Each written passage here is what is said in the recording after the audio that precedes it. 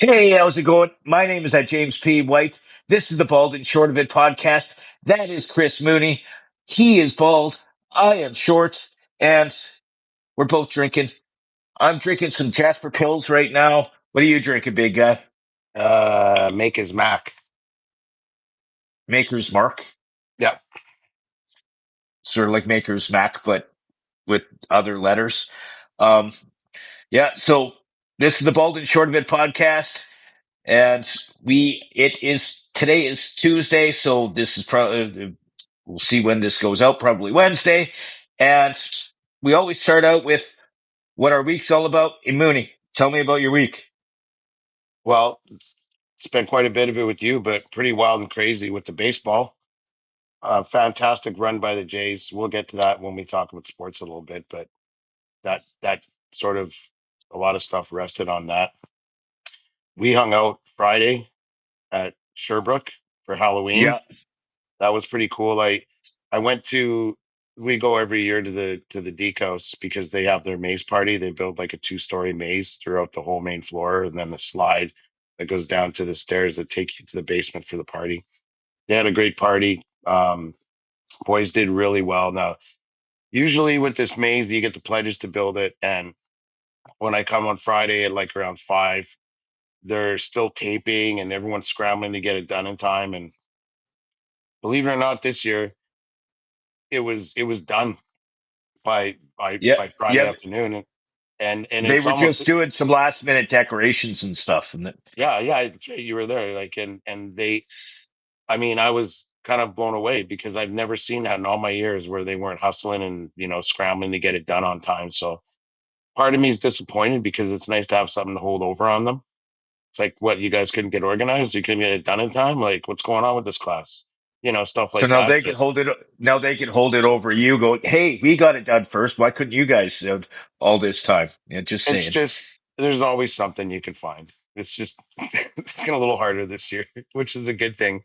Um, and well, before I did that, you came over and you were you were like mud painting your face with your outfit, the makeup, and I thought it looks like some kid's hand painting or like you fell in a puddle. So I said, let me give, like, I hated doing this. I don't like touching you generally, but give me some of the makeup things, and I drew in what approximated the character that you were portraying for Halloween. I'll leave all that with you, but I feel like I Yeah. did pretty well with the makeup, and anything positive that might have come of that, I'm kind of entitled to. But you can talk about that when you talk about your week. But we went to But Sherbrooke. It stopped. It's my. I have the floor. Okay, I'm the talent. no, I'm just saying you were talking about the makeup. I'm going to post a picture of the makeup you did on this segment right here because you talked about it. So I'm actually a picture is going to show up. Okay, well, thanks for letting everybody know, James. That's awesome. That's what Can I'm I here keep can for. I keep going, or As a producer, you listen. Listen. Okay, now you can continue. so we went to Sherbrooke to watch the game and do karaoke. The game started at 6. Karaoke typically starts at 8 at Sherbrooke, but the whole place was locked in until the end of the game. And yeah, saw so many people we know, like usual. We had a really great evening. Friend of the podcast, Ian, showed up. Andrew was there. Rashan, my buddy Will Cameron. So it was nice to see everybody. And I'd say, what do you say, Jimmy? About half the room, maybe a quarter of the room, got dressed up. Um, Later on, when we first showed up, I was like one of two people dressed up. And then as In the the same night costume. progressed, and we were both wearing the same costume. So it was just you and this guy, and I don't want to disclose. Like, I'll leave that to you to tell whatever you people, whatever outfit you decide to wear. I know it's a big deal for you, but yeah, you and one guy, and then you said that it filled out a little later. It did. More people showed up later that were all dressed up, and Dressed up, and yeah, but it was a fun night. it was a cool night. Yeah. Yeah, I'll let you talk about that on your thing, but yeah, on Saturday we celebrated my sister's birthday a week out or week after, and uh, had them over, and then we were going to Rosario's for karaoke for her birthday and to watch the Jays game, and it was the same deal. Um, that was Game 7 of the World Series, and the whole place was just, the game was on full volume. Karaoke probably didn't start till like 9:30 or 10, probably closer to 10. And yeah, it was a disappointing night. I'll get to that when we talk about sports, but didn't stick around too I'm long. I I'm mean, already disappointed because I wasn't invited. I love karaoke at Rosario's. oh, I Thanks should for have. the invite. Yeah, I'm Yeah, like sorry. well, wow, You you go work do on all the. Saturday. You, I you work on Sunday. I work on Sunday just Sunday. for the last about month. It's been Okay. just Sunday. Well, anyway, yeah, we left like pretty shortly after the game. Friend of the Thanks podcast. about thinking of your only friend. Speaking of friends of the podcast, our buddy Marco came up for that too, and it was a disappointing result, but it was nice to see so many friends and family there. And like the good thing about that is you can sort of weed people out and sort of be a little more selective about who you invite. So yeah, that was. Okay, now that was the Bald and Short of It podcast. I am Jimmy. um. Anyways, yeah, that was, and then Sunday, uh, yeah, just fraternity stuff. Just we, with that beautiful maze that those fellas build, you also have to tear it down, and so there's a lot of teamwork. It was really nice to see everybody chip in, from guys like me to actives to pledges, and just seeing everybody work together to get the house back to normal after that massive I've monstrosity of a maze. I've worked events like that where you decorate and you have all this stuff, and then it does take almost longer to tear it down than it did to actually set it up and clean it up and throw the stuff out. Yeah, maybe if you're talking about, decorating a hall or something, but this is like I'd probably over 100 pallets all nailed together, and then all the cardboard that you have to tape every seam so that no one can rip at it or anything. Takes way longer to build because tearing it apart's just demolition. A few crowbars and some, um, Oh, like the yeah, I guess so. hammers, sledgehammers and shit. But everybody worked hard. I had to tell you though, there's like a stack. There's like a two-story stack of pallets outside the decos probably right now. Um, Uh, but yeah, hey, the head guys at the decals, eh? Like guys that take suggestions for the maze and stuff like that. well, sure, it's kind of a Can they can collective they team. make one that's midget friendly? The one that's there is totally midget friendly. You would have Oh, had you to mean? lift me up into the thing. It was like the start of it. The entrance was at my forehead. Yeah, that part, that's a new feature because um in years past you actually have a ramp where you like, because it basically starts at the second level, and you have a ramp that goes up, but this time it was just basically, yeah, like you're saying. I didn't like I told you I'd boost you up there. Like that's not the deal. Like, But I don't like to be lifted. It's a midget thing. you get a chair or something. Anyway, good feedback. I'll make sure.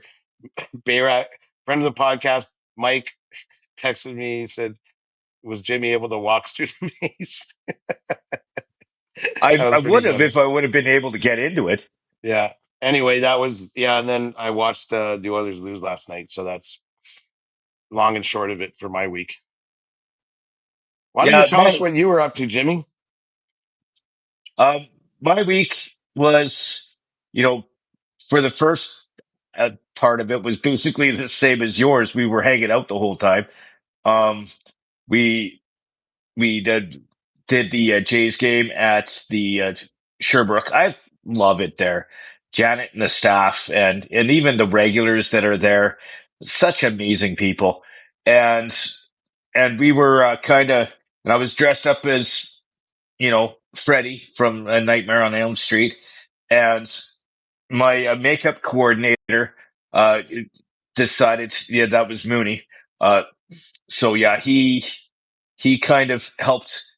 He didn't like the way I was doing it, so he, you know, kind of took over. And by the way, it took me almost like I got most of it off when I got home, but I still had makeup like up my nose and around in I had makeup in my ears for crying out loud. I don't know why I had makeup in my ears, but yeah, I had makeup everywhere and I can say I, with t- confidence that I avoided that hairy cesspool when I was I don't decorating have your that much face. hair in my ears, but, but yeah, I tied for first place. And we were both ready. And all he had was just red paint all over his face. Yeah, it But, wasn't artistic like what I did with you. but, but his glove was cooler than mine. Well, yeah, well, I guess it's apropos that you guys won. Whatever you got, I'll take half because of your makeup team. I did a good job. It looked like ass Oh, before I yeah, got my hands on you. It yeah, did. yeah. You get half, but the problem is with your overdue friendship fees, I'll just take your half out. Subtract it from what I Yeah, owe for you for what you being my already friend. owe me. Yeah, and so for the last 6 years as my friend, you still owe me like thousands of dollars.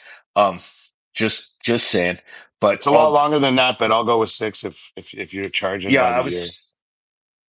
no, I was giving you a discount for the first couple years. But yeah, so we did that, and then that was Friday. Friday, and then Saturday, I basically didn't do anything. Uh, I did get some bad news. My uncle passed away this past weekend. Oh, Like sorry to hear that, actually, man. he passed away on Saturday, and it was like so. He's my dad's sister's husband. So, he's my uncle by marriage, but that they were really close to us. My auntie passed away, a few years ago, and now, yeah, he just passed. And yeah, that was kind of sad. And then on Sunday, I went to Costco. First time I've been to Costco in like 5 years. I got toilet paper. That was the main reason I wanted to go. My cousin goes to Costco all the time, and all I wanted was toilet paper. You buy the toilet paper from Costco, and it lasts me like 2 years because it's only me living here, and The there's pack huge is the rolls. pack And is bigger than you. yeah, it actually it goes if you sit it up, it goes to my shoulder. Um, but yeah, so did that, and then we got to today. Like I didn't have much going on, but I know but the Sherbrooke was the highlight. It was a lot of fun and dressing up and all that kind of stuff, and that makeup gets in everything.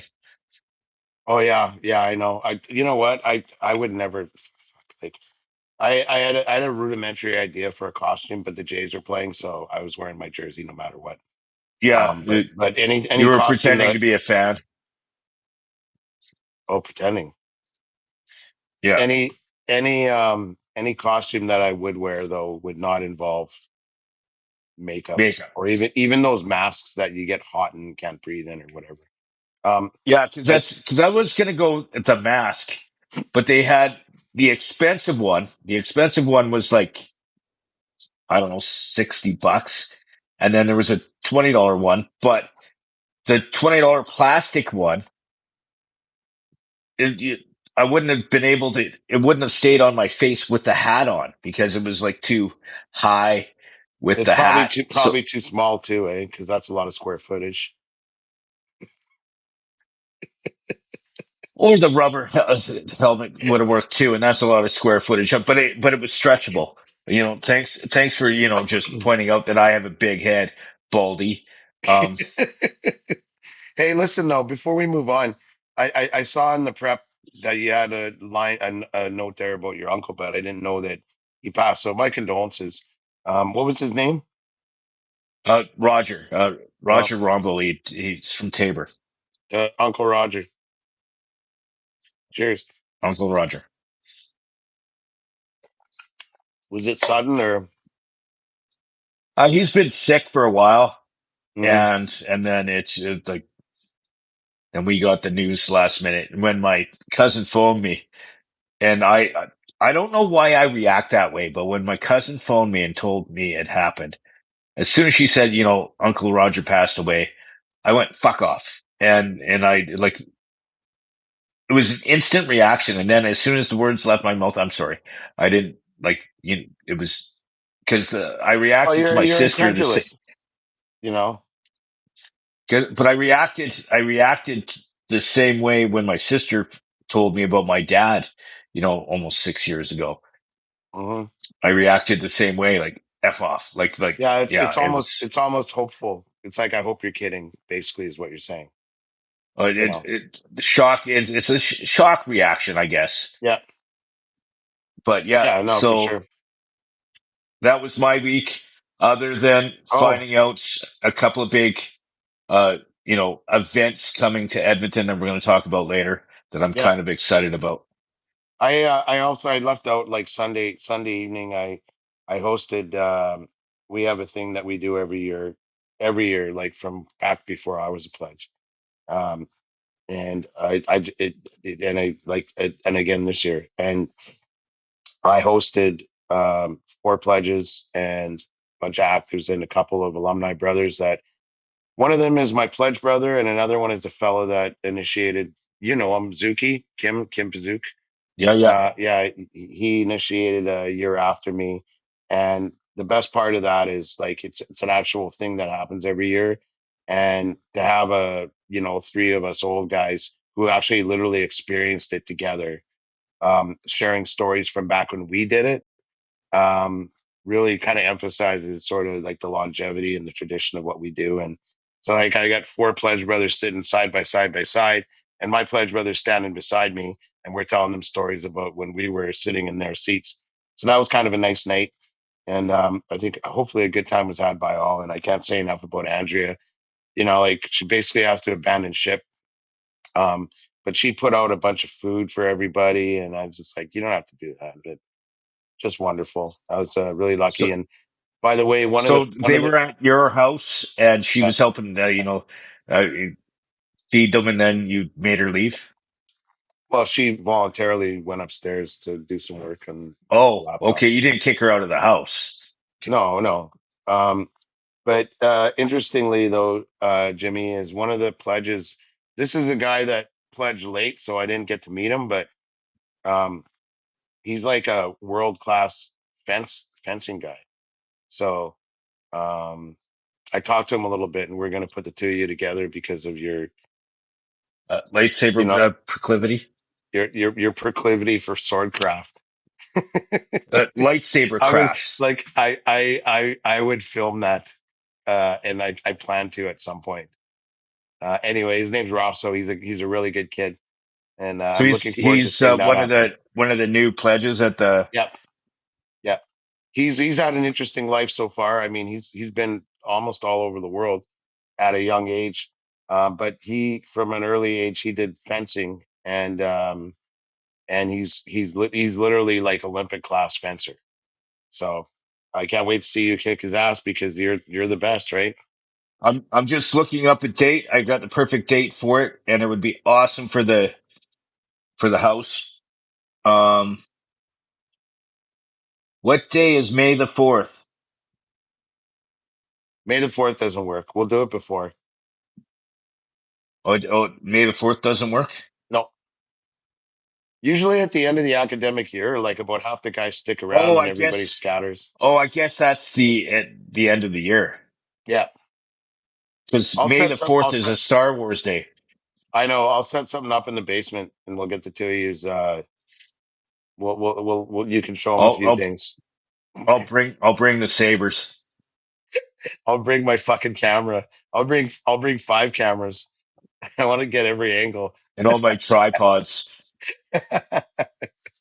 But yeah, that was that for that, and generally a good week. I'm looking forward to this week, as I'm sure you are. Let's uh let's go to Sherbrooke again, maybe Thursday or something. Yeah, we'll figure something out. Hmm. Um, But now that we got that out of the way, let's get dive right into the sports. We kind of touched on it with the World Series and all that kind of stuff. And yeah, get into your thing. Well, everybody knows that the Jays lost. There's no, I'm not sharing anything new with anybody. So, but I've been saying it here since at least July that this is a special group and to keep an eye on them. And I'm not doing that. I told you so bullshit. I'm just saying that I pretty early on you could see this team coming together, and the Dodgers had the best players. We had the best team, and honestly, they couldn't have played more valiantly. I mean, there's so many. Baseball is a funny game, and like, thank God that at least the playoffs, like, it's 7 games. But I mean, things can turn so quickly. I mean, you can talk about Jeff Hoffman delivering that pitch that the guy sent over the wall to tie the game in the ninth inning. This guy is the number 9 batter on that team, and like, he didn't play most of the playoffs for them, so he was like option D, C, and it just so happened that one wrong pitch, maybe an inch inside or whatever, that does it. You could talk about the ball getting lodged in the fence in game 6, which, by the way, is bullshit. They have to at least show that they tried to get it out and they couldn't. That would have got us to win that game. Then you look at Kirky's broken bat. Um, I'm going to focus on Isaiah Kiner Falefa's slide to home that was called out by an inch. We call him IKF. That would have won us the World Series. Um, and I caught a little bit of noise online about that, and it really disappointed me because some people were saying that there were fans that um, I don't know if it was death threats, but were threatening the poor guy, and it's kind of like, why didn't he take more of a lead off? There's all kinds of what ifs, and the what if cocksuckers come out of the woodwork all the time and stuff like this, and it's like, you know what, just love your team. But I mean, there was a lot of negative things said about the fella, and it just wasn't fair. Um, and you know what? There's Kirk's broken bat. I mean, that was a hell of a swing that he contacted, like the last out of the World Series that won them the double play, that won them the World Series. His bat broke, and I mean, it didn't just break; it exploded. And if he was using a twig that was like solid, that I arguably that swing, that hit could have gone out of the park. I mean, just bad luck. And that's why I say, like, I love these guys. I can't wait to see this group back next year, and they're going to be a fun team to watch. Any of you guys that got on the bandwagon, like, during the playoffs, tune in April, man, because this is a hell of a group of guys.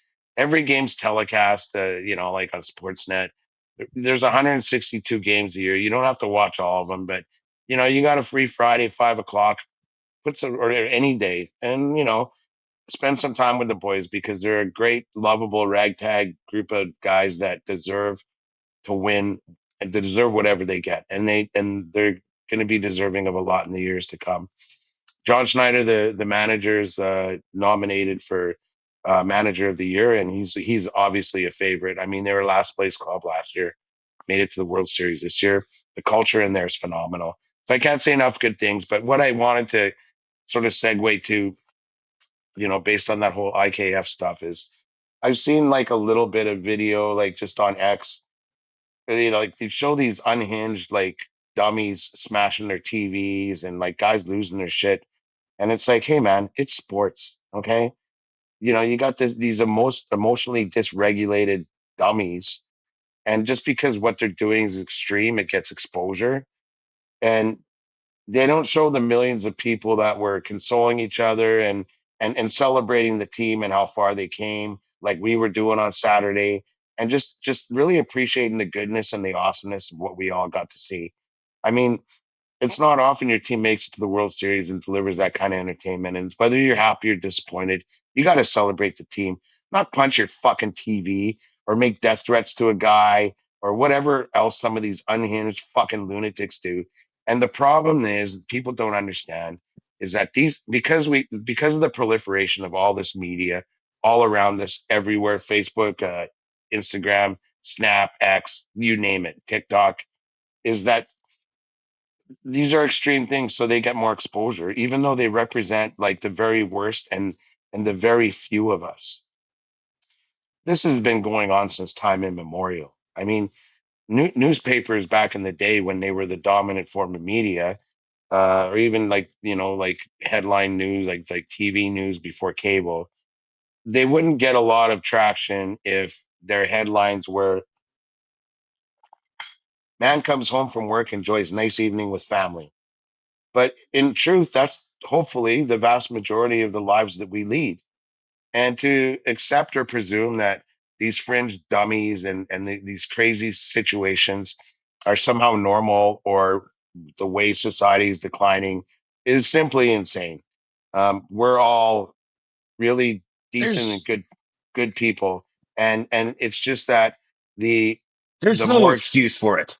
No oh, excuse for it. I don't yeah, but care. I Like agree, but but you give them a megaphone, and enough people believe that that's how things are these days in this world, then you get a lot of negativity and a lot of negative beliefs about how the world is, and it's just not so, so it'd be nice if even back when we were growing up, newspapers the front page said family enjoys birthday party for youngest of three, but it just doesn't sell newspapers. It's always conflict or drama or fuckface punches TV or jerk off makes death threats. But these are the very least of us. And the vast majority of us, again, as I was saying, celebrates good times with our friends, enjoys nice days with the people that we love, and doesn't smash our TVs when the team we love loses. We help each other, we support each other, and whatever you see online, the gross outliers, never make the mistake of presuming that that's how the world is because it's not. the thing is though is our like the team's loss should be a huge celebration, and I'll tell you why. It's the first time they've made it to the World Series in since what 93 you said, and they made it to 32 the years. finals. And they made it past regular, like a regular game time. They lost in the 11th inning. Like they fought till the very end, and it's worth celebrating, not, commiserating over. They fought for the team. They fought for our country in baseball. They're the only team that represents Canada in Major League Baseball. And they made it to the end. They lost, but by 1 point. It It's it worth wasn't just celeb. that. But it's worth celebrating. 100%. 100, and this is why I say next year, and that includes you, Jimmy. We'll watch some games, like on in May, and just watch these guys because I'm telling you, like it's just like they're just such a great outfit. And even if they weren't, I mean, baseball's awesome. That's just me. But You um, You you just know, tell me which bar we're going to, and I always look for a reason to drink at a bar. Like yeah, that's like just, the other thing is, it wasn't. You ask some guy in Ohio or New Hampshire or fucking Montana who's a baseball fan and watched the World Series, they're gonna tell you that it was the most exciting World Series in like that they could remember. And I'll tell you something, that 18 inning game was it game three? That tied that, and this is a not only just massively entertaining, but like a record breaking World Series. Okay. That game tied the longest World Series game ever. Okay. And Ernie Clement, like arguably my favorite player of this playoffs of the Blue Jays, who's just a contact hitter, a hitting machine, average over 400 throughout the playoffs. He broke the major league record for most hits in the playoffs in getting 30. Okay. Vladimir Guerrero Jr. broke the Blue Jays record. That includes two World Series teams for home runs in the playoffs. I mean, like we not only were we just massively entertained, but the proof is in the pudding for all the records that were broken. And I know I'm missing a couple. So I mean, here's to the Blue Jays. God love them, and I'm very much looking forward to next year. I don't know if you saw this, but I did. Actually, I just saw it right now. Is the Blue Jays Dodgers game 7 was Rogers' most watched broadcast ever. So they broke records on like the most watched broadcast ever Yeah, at for its Rogers. at its peak, a quarter million Canadians, a quarter million of our whole population was watching the Blue Jays, and that doesn't include like the bar that I was at, where there was like 60 people or whatever, however many were there watching. Like they don't get registered on that. That's just one TV. But I'm telling you, But I but hope that a lot of the they're people that saying internationally. They're saying internationally. So in the US and Canada, the most watched oh broadcast ever. Like yeah, I it's saw the numbers from huge. Sportsnet, and it was at its peak a quarter million Canadians, like over 12.5 million or something. So But you gotta also take into account all the Americans that yeah, saw how kick-ass our team was. well yeah, well like And I mean, I'm one of the bandwagon guys. I follow sports in the playoffs. I don't like I'm just like actually you and I started since the playoffs started. You've been forcing me to hey yeah we're gonna go do this, but we're forcing gonna you, go watch the game first. forcing you, We're you fucking yeah knife we're gonna fight. go yeah hey we're gonna do our podcast, but we have to watch the game first. We're gonna go we're gonna go somewhere. Let's watch the game first. Um, yeah, you're kind of a sports bully. I Um, gotta tell you, bully, fuck off. Like every time you're like, thanks, I really enjoyed that. Like next year, you and I are gonna sit side by side at the bar and watch Kirky hit dingers. Watch that little fucker pound him out of the park. But he's not little. I know he's like my height. He looks smaller because he's like, playing Like you, baseball. your height, your width, but he has muscle, and Yeah, you have that. but Um, I'll tell you, moving forward with this club, there are a few free agents. Bo Bichette, who came up with Vladdy like from the minors. I mean, these kids joined the club when they're like yeah, 18. I was going to ask you about that because I saw Vlad talking about that Boba is going into free agency, and Yeah, he really wants the Blue Jays to step up and show him the money to keep him on the team. yeah. Bo Bichette is arguably the most attractive free agent on the free agent market in all of Major League Baseball. And I'll tell you why. Because, I mean, he's had a few injury hiccups, but he's a over 300 hitting batter and he's a world class shortstop. So usually teams will look back up the Brinks truck for a world class shortstop who bats like 200, or back up the Brinks truck for like a DH or an outfielder that hits over 300. This is a player that does both, and he's 28. Okay, so I mean there is gonna He's only 28. yeah, well, he's a contemporary of Vladdy's. I might have it wrong. It might be 27. Look it up on the stats top there. I'm pretty sure he's 28. He could be 27. Point being is that there is going to be no shortage of suitors. Bo knows it. The Jays know it. Everybody knows it. But he's been part of this outfit since he joined professional baseball, and he's come up from the minors with John Schneider as his coach because John Schneider was the manager in AAA Buffalo before he assumed the role with the major league club. Vladdy, John Schneider, there from the beginning. I mean, there's no better fit. Now he didn't play with us until the World Series this playoffs because he was coming off a sprained knee, but he still managed to make an impact. Obviously, with that was it third inning home run, knocking in three. I mean, that was the lead that we were preserving up until the bottom of the ninth or the top of the ninth. So obviously, Vlad wants the team to make a commitment to him, but it's just a matter of where the market lies. How much is this guy going to get? I hope that we sign him because we signed Vladdy to a massive, massive lifelong deal at the beginning of the season, and but it was way less than what we were willing to pay Otani before he signed on with the Dodgers as a free agent. So there's money left over to pay Bo, and these guys are like a foundation of a club.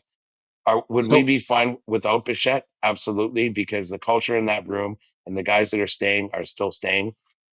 But I mean, there's an element of continuity, and I sure hope that we can retain him. okay, I have two questions though. Okay, so in baseball, is there a cap No, on how much they can spend? There's no cap at there's all. cap on like international money. There's like certain um, restrictions on how much you can spend in certain departments. So like I know that there's an international expenditure cap that limits teams, um, but there's no cap on the actual gross salary expenditures of teams. Okay, and he's 27, by the way. Yeah, there you go.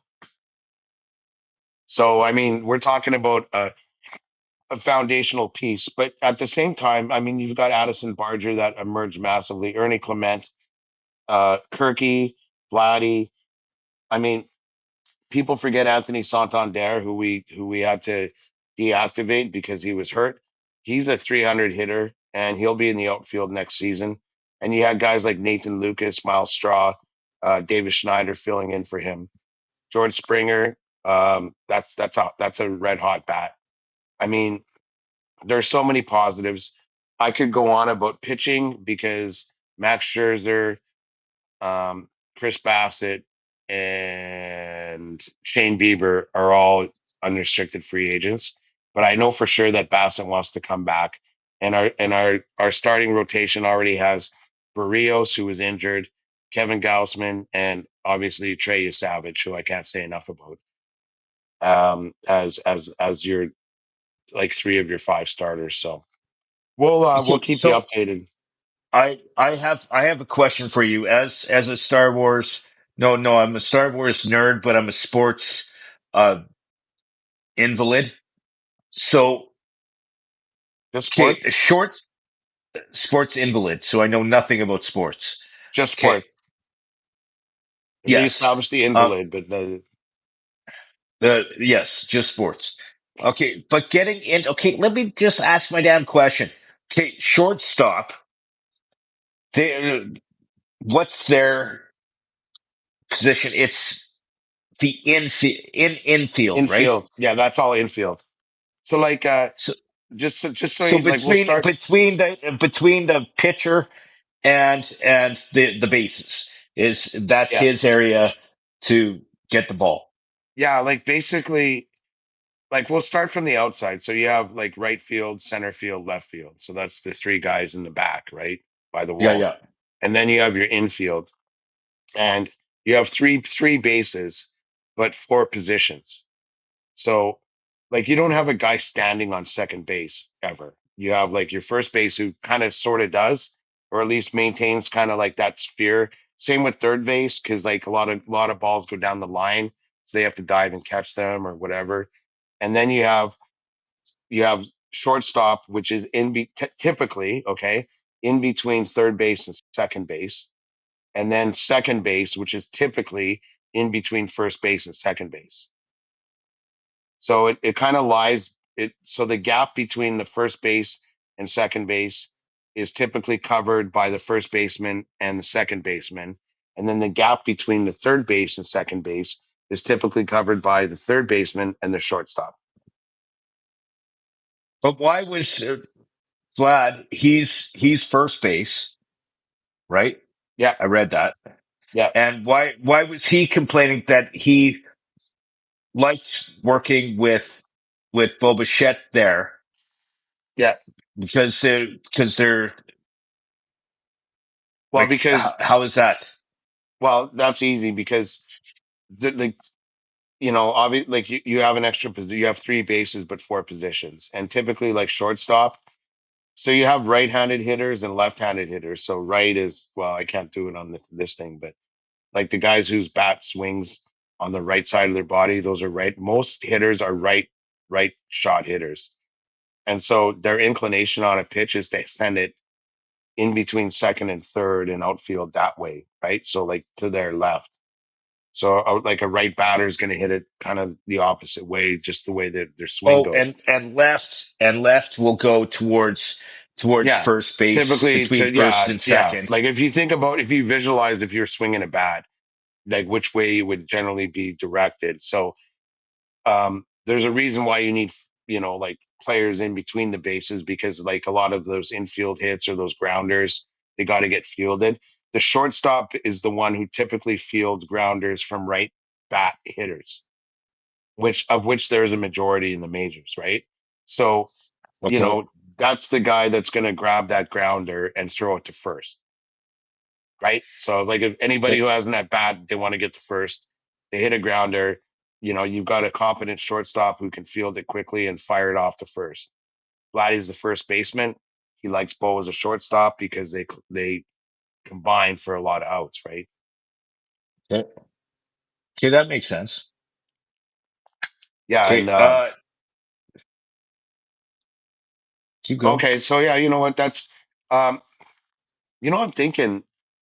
I've gone on trips like guys trips to Arizona in like March, and it like March is basically preseason for baseball, and so they play what they call like they don't call them preseason games or exhibition games. They call them like Cactus League or Grapefruit League, and the Cactus League is Arizona, and the Grapefruit League is Florida.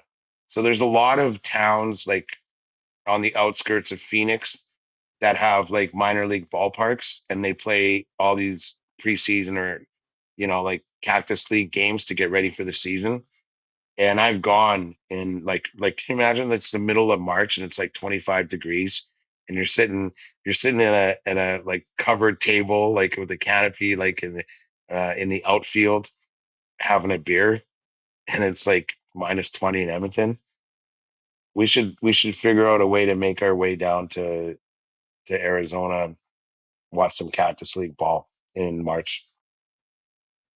I That could could be explain. fun, but I was just looking it up because you and I have always talked about a Vegas trip, and Vegas doesn't currently have a team, but in 2028, the Oakland A's are moving to Vegas, Purportedly, reportedly, according to this, for the purportedly. 2028 season. What do you mean purportedly? Well, the guy that owns the Oakland A's is a notorious cheapskate, and his money comes from being a heir to the Gap, Gap, the Gap business. Oh, the gap And between your ears? Yeah, yeah. well, it's a lot narrower than yours, Eric, with the square footage and whatnot. That's And, actually that's actually an insult to you, by the way. okay, Actually, um, yeah, nice. yeah, he owns like he basically has a controlling interest in the Gap and the San Jose earthquake. That's it. And the thing about his name's John Fisher, by the way. He is a notorious cheapskate.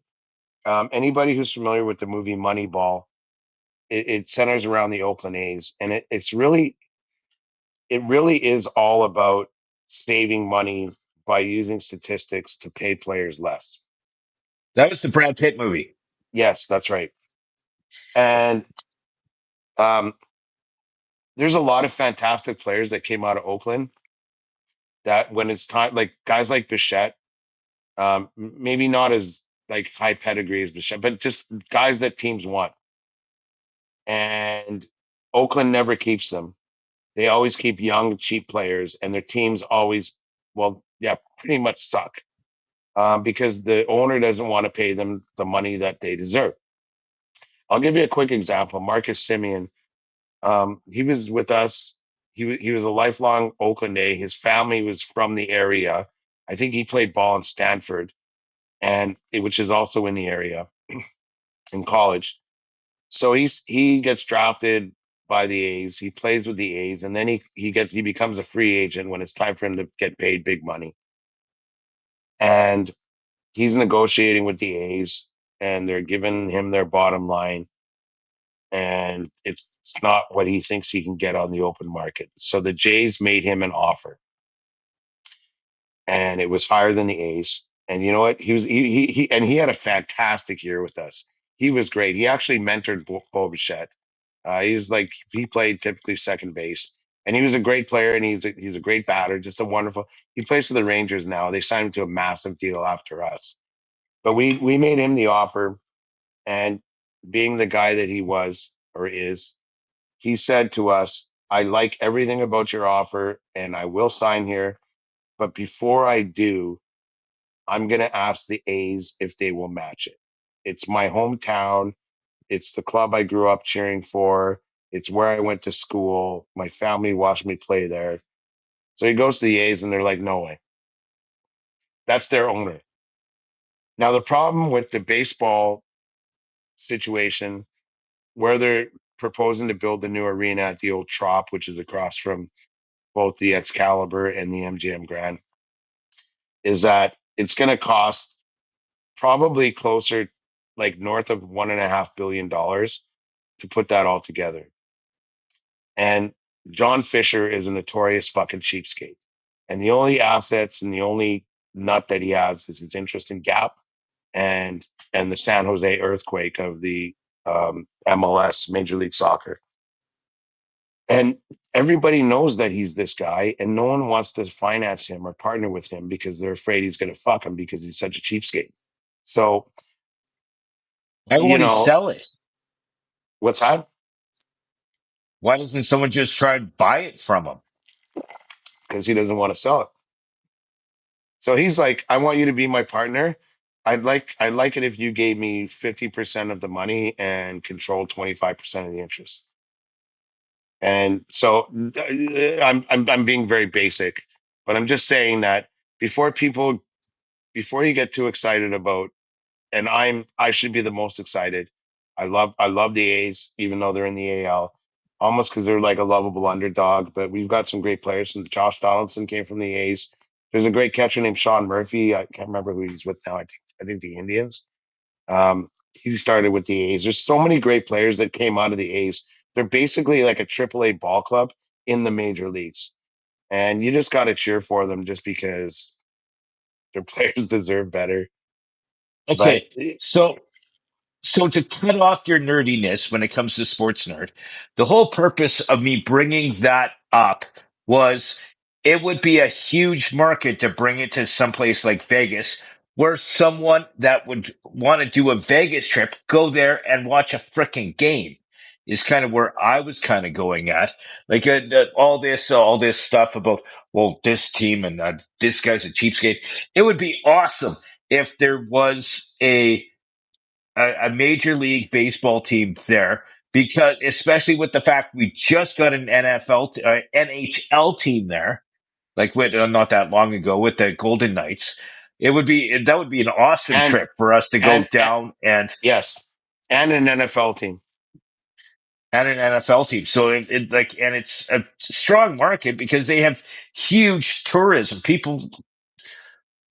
More people go there than live there. Like Yeah, it's like when I saw the when I okay, so the NHL was the first major professional sport. By the way, Vegas does have baseball. It's AAA. They're called the Las Vegas Aviators, and they used to be called the Las Vegas 51s, and they used to be the farm club of the Jays. And I've been to a shit ton of games in Vegas because I just love the atmosphere. Baseball's awesome. But anyway, getting back to my point, the NHL is the first major professional league to dip their toes in the Vegas water, and it was a resounding success, obviously. Um, One of my best friends is a bartender in Vegas, and he's a massive Blackhawks fan. And he says every different team that comes in, like I always see fans wearing their jerseys during the day. And when I went to see the Oilers' first game in Vegas, like at least half the building, probably more, was orange jerseys. So that was back when we were wearing the orange jerseys. Outside the stadium, outside the arena, there's a place called Beer House, and it's kind of open ground too. And it it was just overrun by Oiler fans. Like if you did like a satellite shot, it would have been looked like a pylon. And in the arena, the first Oiler game in Vegas, when the guy sang the Canadian national anthem, like he had to stop singing because it was just all. My point is that you have Vegas is an easy place to get to. They make traveling there very easy. It's a destination city. There's so much fucking stuff to do, and it's um, if my buddy Benny, hey Benny, um, says when Chicago's in town, he's like, there's so many Blackhawks jerseys out. Like if I have to take it off work, I do to go see the Blackhawks at T-Mobile Arena. And the same thing happens with football. Like they play whoever the Raiders are playing. There's usually close to an equal amount of fans of the opposition in the grounds.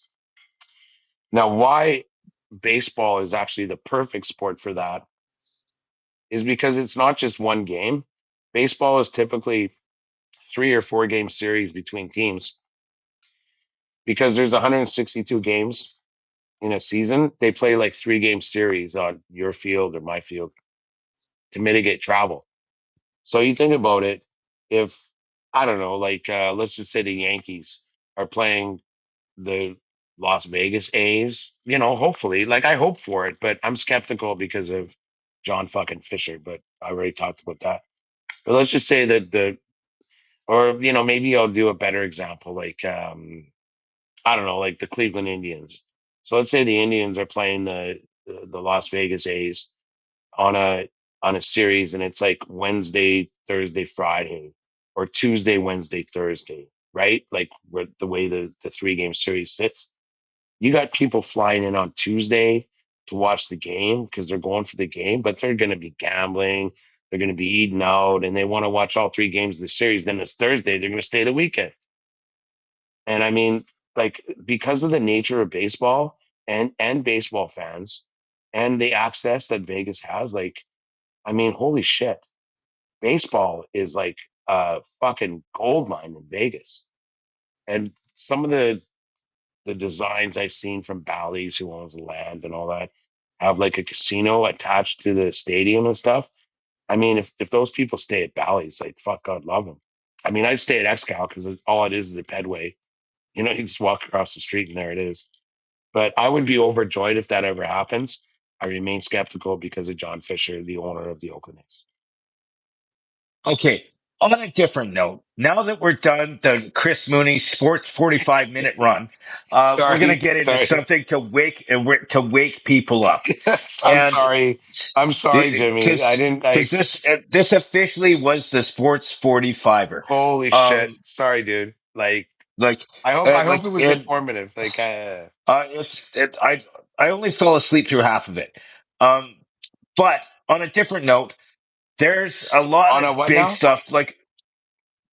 So there's a lot of big shit going on in this world when it comes to concert tours. I'm a huge rock fan, as a lot of people. I've worked at 2 rock stations over the last couple years, and actually almost 12. Bon Jovi is doing a world tour in 2026. They aren't coming to Edmonton yet, but they haven't said no yet. It's going to be John Bon, and the first tour he's done since his vocal surgery, but it's not going to have Richie Sambora because they will never tour again.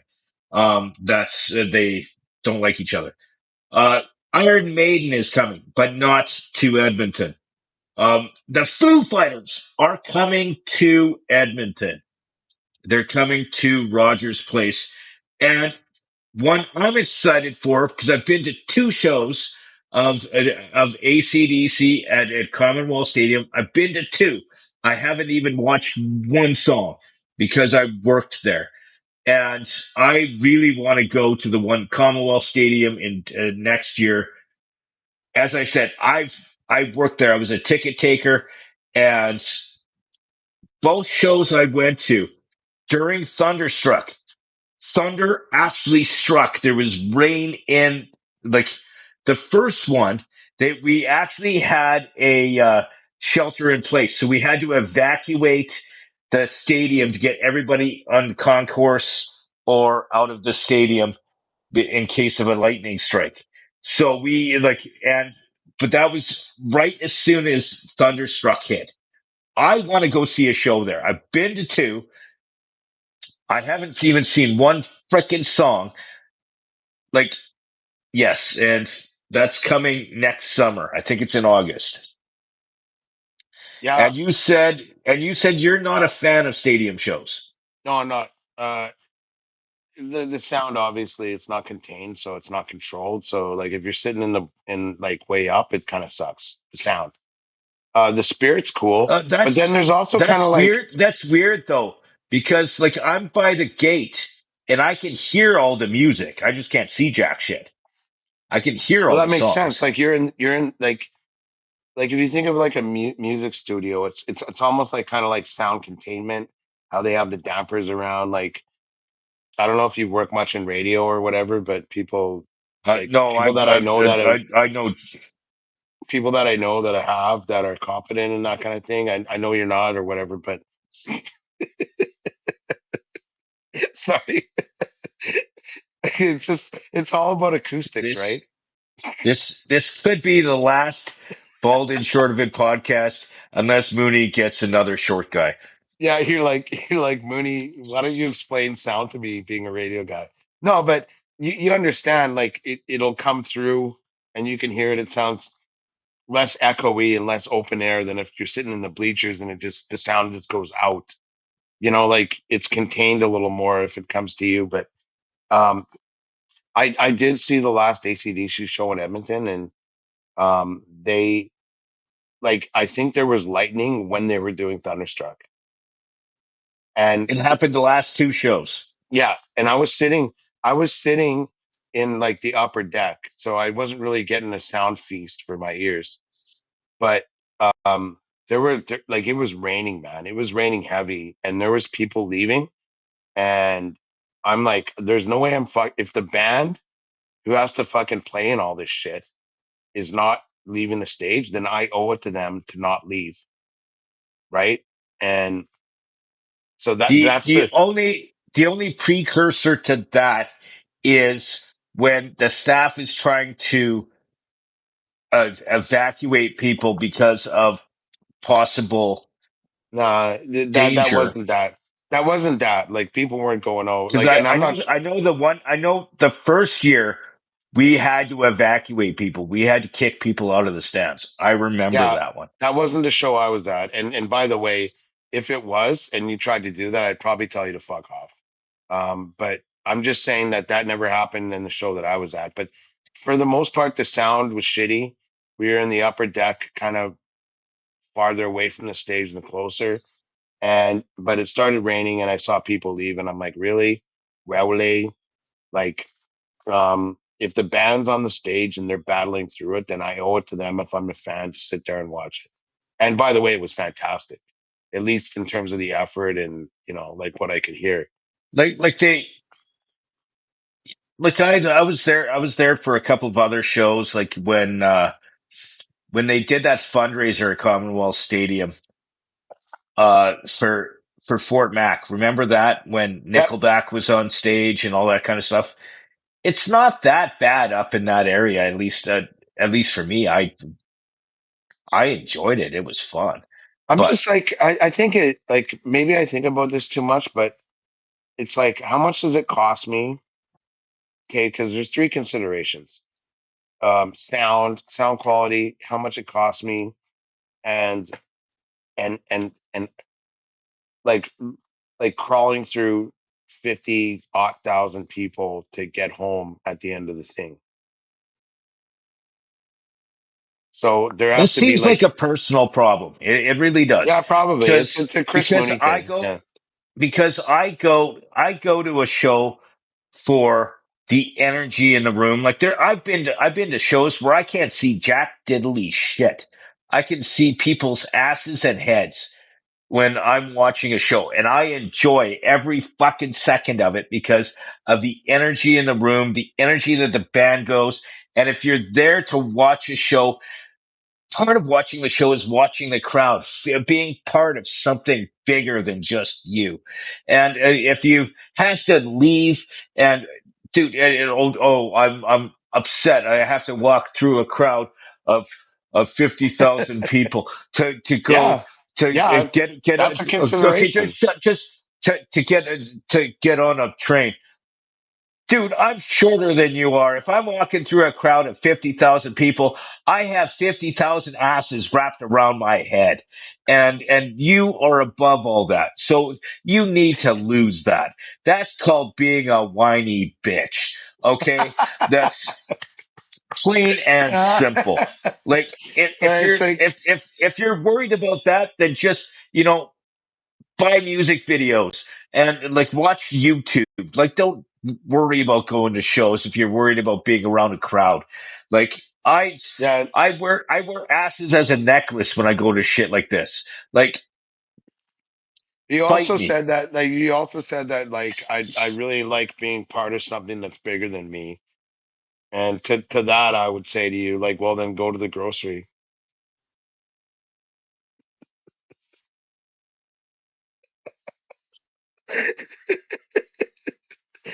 This has been the Vulture. I'm close. I'm close. Sorry. Yeah. This No, this listen. was the Bald and Short of It Yeah. podcast. Coming soon. The next short guy is going to be. We're, I'm gonna I'm gonna bring out Ruben. Ruben's gonna take over the No, I think podcast. Johnny would be like He you. he'd be a good short guy. No, He's not Johnny. shorter than you, No, Johnny be the bald guy. so and you'd be the short. Oh, I don't know. Anyways, listen. I actually I fucking love your enthusiasm. I'm just saying But when ACDC comes out, it's when I go, yeah, like we all know their shit. We love their stuff. But it's gonna be like, how much does it cost, and is it gonna be worth the trouble? And you're and just there's like unbridled. I envy your unbridled enthusiasm. I really do. You know, I'm because joking, I've but been to a show and I've never actually seen a second of it. because Is you're working. is what Yeah, since I was working, and yes, this this tour will actually be part of like their newest album. I think it came out power three up, years ago. power Power up. Up. Yeah. I think it came out like 3 years ago. Well, I'll And say this. I'll say this. If you're like a true ACDC fan, and like you remember when they had to tour with Axl Rose because Brian Johnson like kind of lost his hearing. It was probably I don't. It a was it harbinger. his hearing? I thought it was his vocal. I thought it was No, his vocal cord. it was his hearing. It was his hearing. Yep. And I'm saying that that was kind of a harbinger for like you're closer to the end of the road than the beginning. And if you have a chance to see those guys, you're gonna go. The Like funny thing is, like like I the saw the notes on the this tour. tour is for an album that came out 20 years. No, in 2020. So it Yeah, came out during COVID. yeah. And so they couldn't tour it during COVID, obviously. So like, give them some grace. Like whatever, man. Like I'm just saying that. But I want to Like see it. this. Like Yeah. it's a show worth seeing.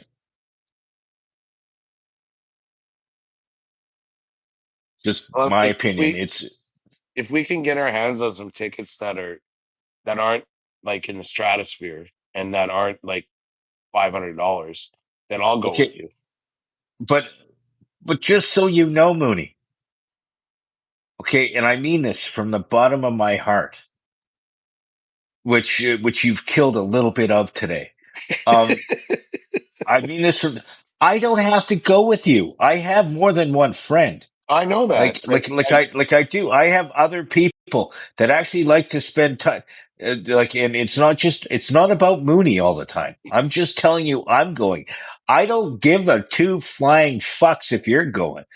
I'm going. Like we're just talking. saying. But the question was, would you go? So I'm saying I would go with you under these. Like, and again, clearly You my don't love's have to go with conditional. me. You have other friends too. Yeah. Call them up like you do on Saturdays and shit like that.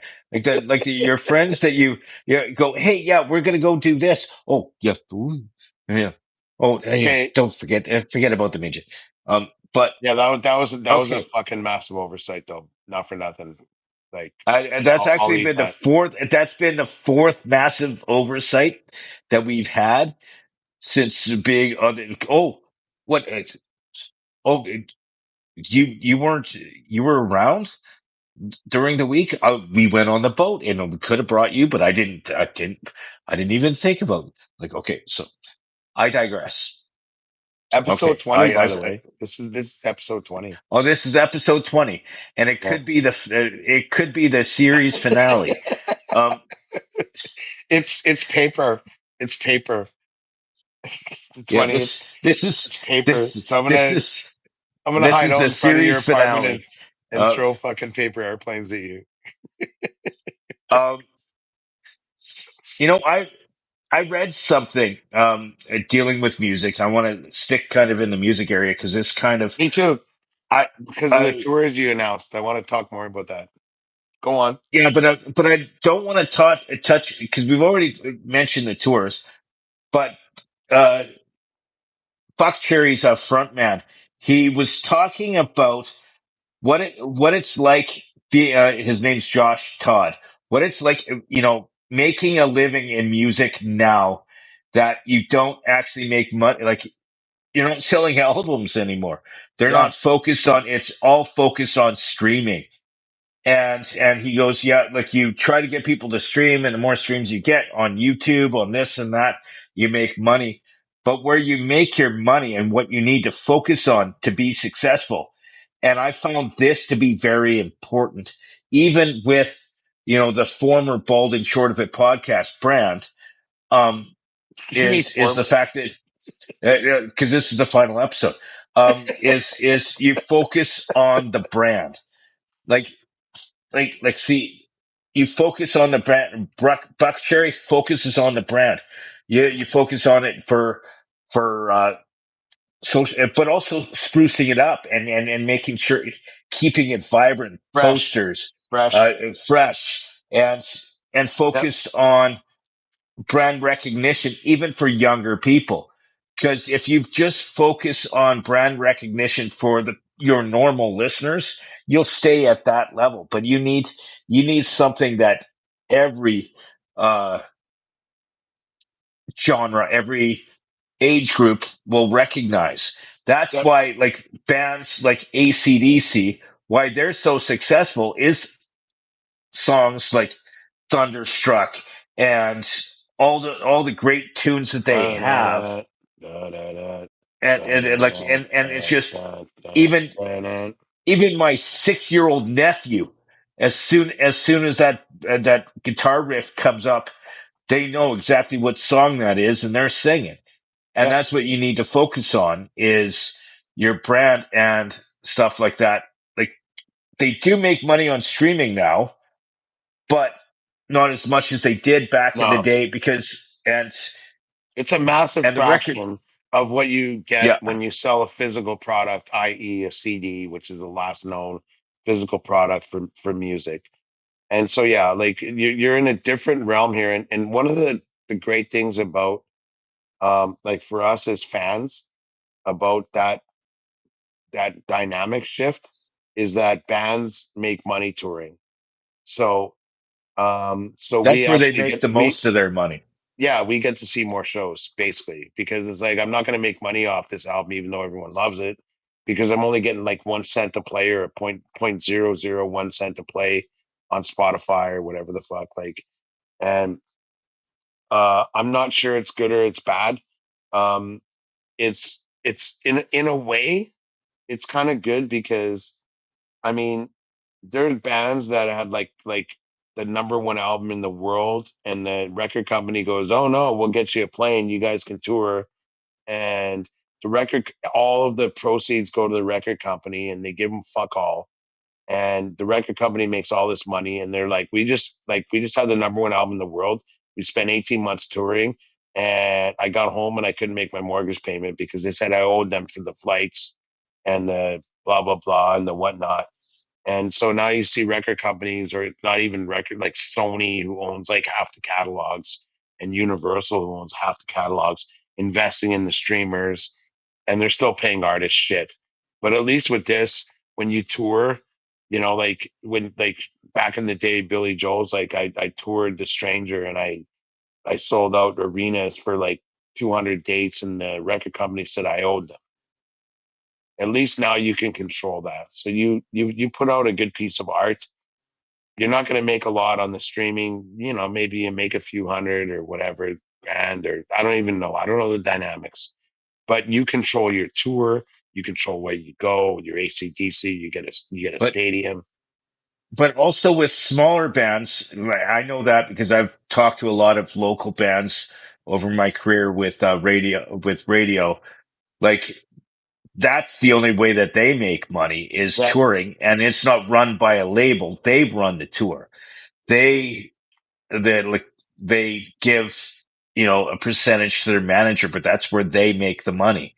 And a lot of them, especially the smaller bands, won't rent planes or whatever. no, they can't. they'll drive vans. They'll drive vans and they'll be on tour for 3 months and drive across Canada twice. Like Holy cow, it's crazy. Jimmy! I got to tell you, like those are the people that are the most fucked. And actually, us as an audience, I mean, I'm lucky enough. I've been able to discover some bands online and just like surely because of the quality of their music. But you're a young outfit, you can't rely on that record contract anymore or whatever because they're just not handing them out. But my neighbor, I won't mention his name, but he was part of a very, very, very popular local band back in the day, and he actually manages a newer band. And I'm gonna talk to him this week and see if maybe he'll come on next week and discuss that dynamic with us because, like, basically, I think what we're talking about is um, how much has, like, now that we're in 2025, the reality shifted for bands that aren't ACDC that are trying to make a living at music. Is that fair? Yeah, that's totally fair. Because like I've talked to other ones, and I remember when the band Glorious Sons, uh, Yeah, like they're a band out of Kingston. I remember when they first started to get big, actually on the Bear, we were actually the first station in Edmonton to play Mama, their first big hit. yeah, And they've exploded. Like they're a major artist now. Um, and I'm not saying it's because of me, but I'm just saying because of, somebody got you behind know, it and it wasn't yeah, graft. It wasn't like somebody, like the record company paid them. It's like a DJ that was discerning goes, I think my audience would like this, threw it out there. And then guess what? People are like, yeah, that's fucking good. but That happened with because Rush they in didn't have, Cleveland, Ohio. because they didn't have a big label behind them back then. They Yeah, do now that they're big, but you have to support the little guy. Like is kind of where I'm going at is, yeah, and the best way to support the little guy is go to their shows. Like it's yeah. We've come full circle, but you're right because that's where they generate revenue. But by the same token, like if you're a young outfit that has great music that people love, chances are you're going to get more and more and more people at your shows. But at the same time, get them to then I guess it's organic because they'll go on Spotify and they'll download your shit or they'll play your shit, and the company that might actually pay you and actually allow you or give you the money that you need to record your next record or whatever. Which, by the way, I'm not sure that I would ever do that. I wouldn't co-op my shit. I'm like, I can record in my basement, or I like my last band we did a record with a local producer who's got like a basement in Chinatown, and I like the sound quality or whatever. But there's another outfit on 118th. The guy, I won't go into details, but that was the best recording experience of my life, and that was a producer, and it didn't cost us that much. So before I would choose to record in my basement, there are guys out there that are professionals that will record you that understand nuance. what But was that the album that I sold at one of your shows? yeah, it was. Yeah, that was the one. Yeah, folks, it wasn't good. It was if you like music, just kidding. Just okay. Are you going to quit the podcast too? Please say okay. Please say yes. Okay. Please say yes. You're gonna like after today. There's gonna be the Bald podcast, the short And the podcast. short podcast. Uh, we're doing the exact reverse of what Guns N' Roses did because they were L.A. Guns, and was it New York Roses or it was I don't know that part. I just know like those guys were no young. I'm not sure you're right about no that. no, but it's just no. It was L.A. Guns, and then I'm blanking. I think it was New York Roses or something Roses, and then they became Guns N' Oh, yeah, Roses. whatever. Let's move on. Like, I'm glad you brought that up. I actually I want to know more about like like what it takes for a young outfit to actually gain traction today in such a fracture. Like, you don't have those radio stations even because no one listens. Like, that are actually gonna propel an artist. Like But Like there's Cleveland, also very Ohio. few. Sorry, Rush came out with a song. I think it was their second album, could be their first album, called Working Man, and and some DJ in Cleveland uh, got a hold of it, and then everybody kept requesting it. And I know Rush is coming too, and I guarantee you they're fucking playing Cleveland. And the same thing I think happened for the Cars, if I'm not mistaken. It might be a different outfit, but some guy in Cleveland got a hold of their single, and then people were like, "Oh my god!" And then, you generate like this is a way less fractured world than we live in today, but where it's like quality, the cream rises to the top, as they say, right? Yeah, But yeah, like I'm gonna talk to the guy I know and see if maybe he wants to come on and explain to us, really what like the challenges of a young, vibrant, committed, career oriented entertainer like has to overcome, right? but see, the problem now with releasing music, and again, I'm talking from my radio background, is the fact that new music coming out, you don't have a lot of new music stations anymore. Yeah, like Like rock stations are classic rock. Like you have K97 was classic rock.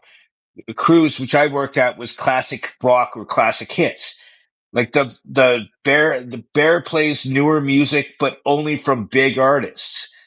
Like radio play isn't quite the same now as it used to be because all the radio stations are pushing for um recognizable songs that people will stay and listen to.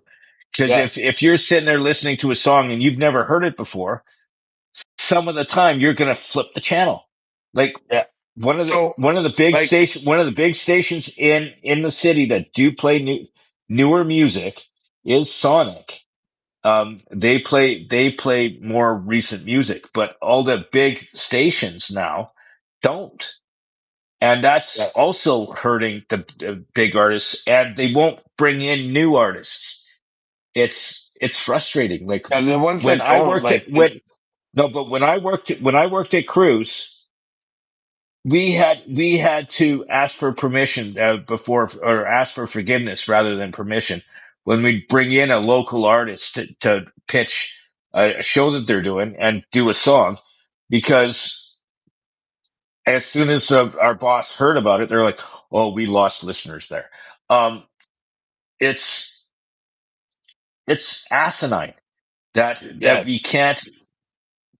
we can't prop up new artists like in that industry. It is kind of frustrating, or at least Yeah, I it's found it was. because they're like, honestly, here's the reality of it. Because I know I'm talking about like Rush when like some DJ in like Cleveland liked Working Man, didn't really even know that they were from Canada. played the song. He just knows that the guys that listen to my radio station from like 4 to 6 or like 2 to 7, like 2 to 6 or whatever, will like this song.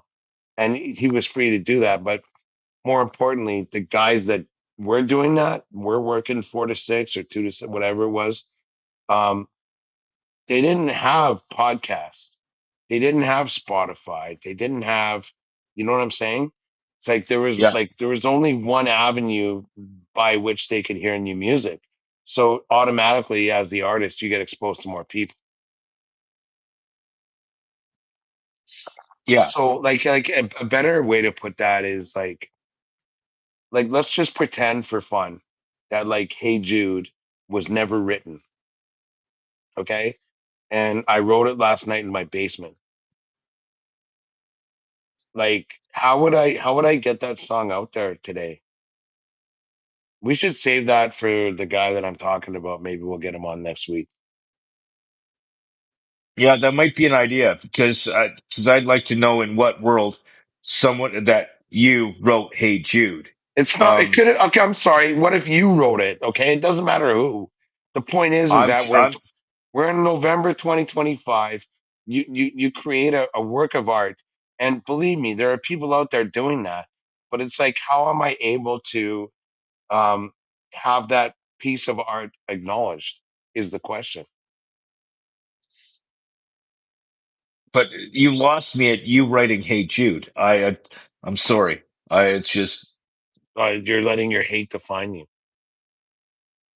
Yoda would scold you right now. no, no, hate leads to anger. No, fear leads to anger. I'm not afraid of you. It's fear leads to anger. Anger leads to hate. Hate leads. Oh, maybe I am angry at you. I wasn't afraid of you, but maybe I am angry. Um, because you just ruined half my day. But Anyway, I think I love this. By I the I way, think I like I think, I can't wait to see where this discussion leads because it's important. But we can move on. You're going to but say I on think another note. what we really need to do is we need to make sure that we get your get your buddy on next week. Reach out to Yeah, him. Like seriously, we'll follow up with that. That could be a good thing for our listeners or you know friends of our listeners that might want to know the struggles it is out for like bands. I'm more than that. Jimmy is like I'm legit curious about like I know me. Back in the day, I was in bands. I've been playing in bands since I'm like in bars since I'm 16. Like and like Not you well, know mind you, but even like back then, it's like almost like if you're willing to not have a job and work as hard as you can actually get gigs and make money and you know like latch onto a band. I have friends that have done that and have been successful and good for them. I'm in university and I'm like, oh wow, like good for them. Like I almost envy them for like just like chucking out, like that idea of like you're gonna have a family or build a life or buy a house or whatever. And it's like I love playing music. That's who I am. That's what I'm gonna do. That's like I hate to say it, like 30 odd years ago. And but I'm thinking about the kid today. Like how is he gonna get noticed? How are people gonna find who he is? Does the cream still rise to the top? Like who knows? but We should but the have that big talk. difference, between that, like back then and now, is social media. Is the Of internet course. does help with Not yeah. Facebook, with YouTube, like a lot of these emerging artists, if they get followers, they and then and you get enough followers and then views, you can make money on YouTube. You actually can, Yeah, and it's for it's sure. a matter of making sure people are listening to your shit and and people know about it. Hey, let me And ask you this. The guy that came out with that, the Australian guy that came out with that song. Now you're just somebody that I used to know. Okay. Do you remember that? Do you remember his name? Yeah. No, I don't know his name though. He got noticed, but Uh, he didn't follow it up. I don't know. I don't know, man. yeah. It's an evolving discussion. Let's move on. We'll move on. So I don't know where to go from here because, the sports hour with Mooney was, you know, Oh, you know what? I'll tell you. So what's interesting is like I saw that ACDC tour schedule, and they're not doing like 100 dates. It's like 25, something like that. But but somehow, it like says of the that's the four, first leg. That's the oh, first okay, leg. of the four places that they in Canada that they named on their first leg, Edmonton was there, which is Yeah. ironic because like you and I both agree, like the last time they came, it was raining, and it wouldn't have been the best show. But they're like, fuck that, But like, because I think that maybe they recognize what we did about how like epic it was. I don't know. oh, like I have stories from that ACDC show because I remember a guy and I actually not that long ago became that guy, but in a different way. But the guy you But recognize, like, are you guys still together or? no, no, no, no, no, no. I don't actually have no idea who the guy is. But Oh, okay. Like, I was a ticket taker, and this was before the show even started. So people are coming in, and this one guy, he made it through security, and he's walking, and then he stumbles a bit, and then you know how sometimes when you stumble, you kind of move your feet kind of fast to try and yeah, regain your like balance. the quick recovery. Like I've done The that. the quick recovery, yeah, yeah, I'm but not gonna lie to but you. his quick recovery turned into run your head into the brick wall, Yeah, um, and knocked himself out, and he actually got dragged out by an ambulance. Which, when leaving a football game, I did the same thing, but when leaving, not when coming in. But but he left, and I said to the security guy, "Can you take a look at his ticket?" He had front row floor, and he was wow. too drunk. He was too drunk to get in. You got to respect that you got front row floor, like hang for If the I had front duration. row, if I had front row floor, I'm I'm I'm not going in drunk. Like I'm going in buzzed, but I'm not drunk enough that I ran my own head into the door. Like when I left Commonwealth Stadium and I was drunk and I knocked myself out against the concrete floor. Um, I was 14 beers in, but I was on my way out. So I did see at Yeah. least some of what I paid for, but I digress. Now, Anyway, did, so Bon Jovi so doesn't come. Bon Jovi. Okay, Foo Fighters are coming to Edmonton. There's no way I'm going to Commonwealth to see Foo Fighters. Like no no, way. I think no, they're at Rogers, I believe. No, they're Commonwealth. Look it up. Boo, Yep. it can't be. Yep.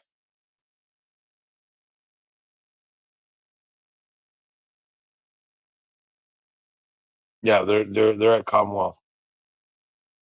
Foo I Fighters are don't Commonwealth. know. Yeah, I'm not sure about Foo. Yep. No, I saw them at Rogers, like when Dave had the chairs. I could see them. I can see them doing Rogers because it's enclosed, but they don't have the. I'm not saying anything bad about them, but they are Commonwealth Yeah, in I told you. in in September. Yep. Oh, yeah, I'm not sure about that one. I'd love to see them, but not at Commonwealth in September. No. I saw them. They were good, but um uh, some people might think I'm an asshole for saying that, but I like saying this. I'm really happy that the Foo Fighters are out there, um, like waving the rock and roll flag. But there's nothing really redeeming, or like I don't look at the Foo Fighters and feel the way I do when I listen to Dire Straits' first three albums, and like like How can the you do that? How can you compare a rock album to your yacht rock? Okay, like it's like you're okay. Okay, Dire folks, Straits is not let yacht. Okay, now fuck off. yeah, close Dire enough. Straits is not yacht. No, it's not. It's not at all. It's I'm just saying classic albums. but Okay, it's I could have but said it's a different Hotel style of California. music. Whatever. Let's not go there, Jimmy. I'm just saying. So we had Foo Fighters come in. You're not gonna go. I'm not gonna go. But like hundreds of thousands of Edmontonians will probably be lining up for tickets and Bear Fox tour. It'd be a great. They put on a great show, whether or not whether or not you think the quality of music vibration is good. They put on a good show, and I've seen Guns They N' do. Roses, and I've seen Guns N' Roses at Commonwealth. Great frickin' show. I've seen Poison at Commonwealth Stadium. Great frickin' show. I've seen, I've seen, Def Leppard, as I said, because we saw it Poison. Def, yeah, Def. I left for Def Leppard. Um, I, yeah, I did. Okay. Um, like I've seen like Nickelback. I've seen like so the shows are good at Commonwealth Stadium. That like we can't shit on Commonwealth Stadium. The shows are good. Like it's not quite the same acoustics as it is in a closed venue, but it's still fantastic. Sure. Okay, And we're just so not you know, like I'm not shitting on the stadium per se. I'm the just like the you asked acoustics. me like what I was willing to pay for. That's all. Yeah, but Um, I would see Bon Jovi. I will never see Bon Jovi like ever. I've seen Bon Jovi live. I will never see Bon Jovi unless Richie Sambora is part of the package. it will never happen. Well, then I guess I'm done with Bon Jovi, and so I don't Uh, really care. But what's interesting is like you're talking about like two of the biggest bands even now in the world, Foo Fighters, AC/DC. They're playing Edmonton, but Bon Jovi's not. Like, and Iron Maiden's not. as of now, because this is his first tour since he had cord surgery. So he may, as it progresses, may continue to tour. It's again, had surgery like a year and a half ago, Yeah. and because he had to rebuild his vocal cords because he's been singing since his teens, and it Okay. does a number on your vocal cords. So, give the guy a break. Depending on the Wow. guy. I mean, Yeah. Bruce Dickinson's like sounds like he did in like '86, and he's flying planes. But whatever.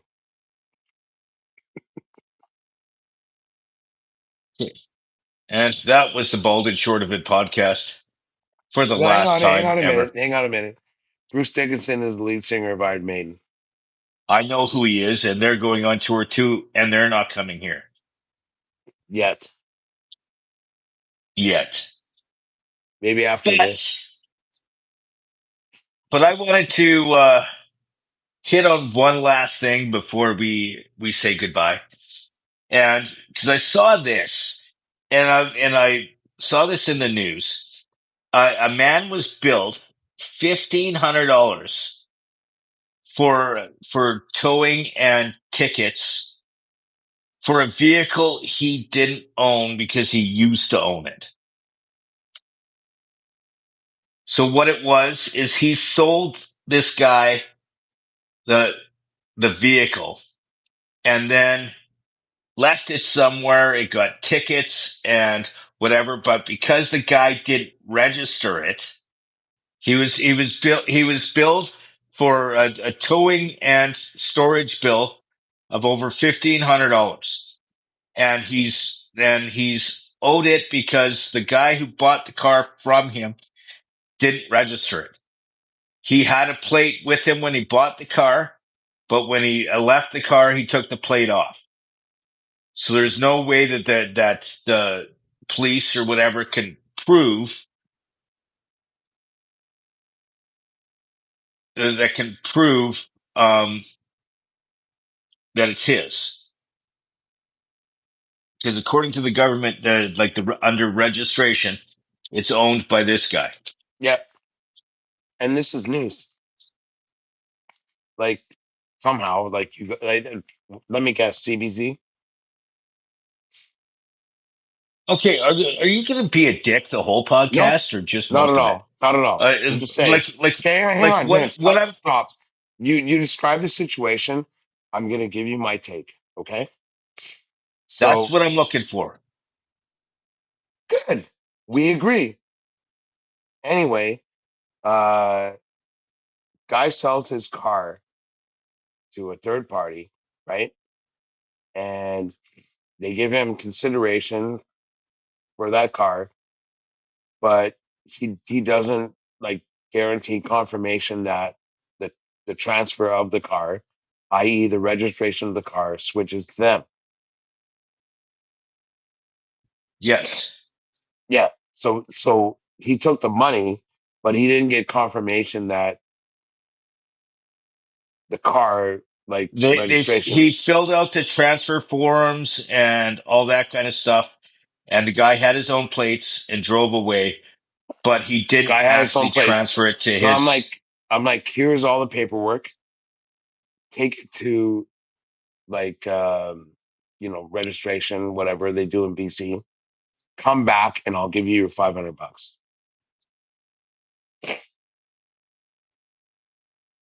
Like I'll fill out the paperwork, like for the transfer, I'll acknowledge that I received $500, even though I haven't. Bring it back to me, give me $500, and I'll give you the keys. Is that complicated to you or no? Don't you have to have the actual car with you when you're getting it registered? This is me asking a question. Nope. It's all So you paperwork. just take. They like you ever been to like the registry outfits here? Like it's the same thing. I've been to registry, but I've never registered a car. I've been to registry to get an ID. Yeah. I don't even have a So driver's license, dude. so for like those of you that are listening, like we talked about this before, and I was like, okay, no problem.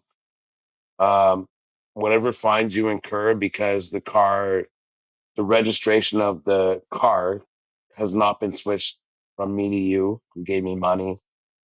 Um, hasn't, then I own the car. I'm responsible for the parking fines or whatever the fuck. No problem. I'll pay them and title reverts back to me. But Jimmy was like, the fines are like 15 and the car is 5. So I'm like, that guy's fucked, right? So like if you ever sell a car, make sure they send you or they show you the paperwork before you give them the money, right? Before you give them the car. Yeah, because you can do that. The registration as long as your signature's there before before you actually accept the money. Wouldn't it make sense before you give them the keys of the car and take the money that you fill out the paperwork and go to registration together? Exact. No, you don't even have to go together. Like as long as you sign the thing, it's all good.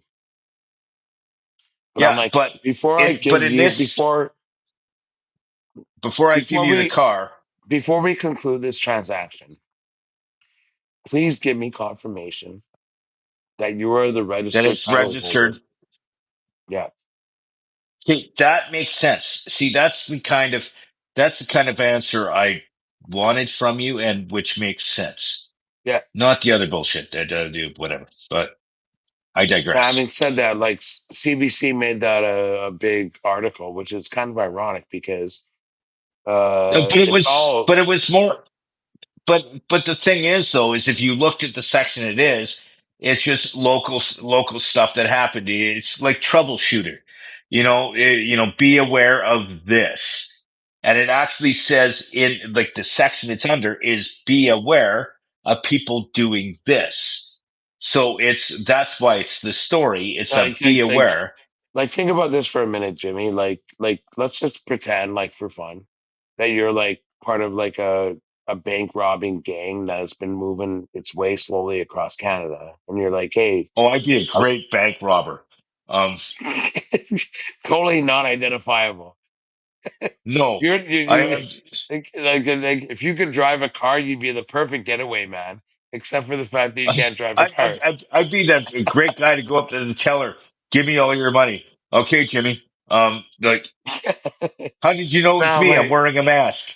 but my point is that like you think about that, and it's like if I'm gonna like sell you my car, I want to have proof that I'm not liable, right? So it's kind of like like the first fucking thing that you got to do. So it's like we have this agreement. Before you give me the cash, you have the cash, I have the keys. Make the registration, give me the cash, I'll give you the keys. Show me proof of registration, then I'm not liable if you take my car that's registered to Chris Mooney to a bank and fucking rob it. Like it's the same idea. or send a midget there and go, hey, give me all your money. I Yeah, would and never he's send a wearing. midget there because like I've met many decent and good and really like and then I met you. No, you So haven't. it's You've like only met me, the one guy that's gonna fuck me is you. dude. You've no other midgets other than me.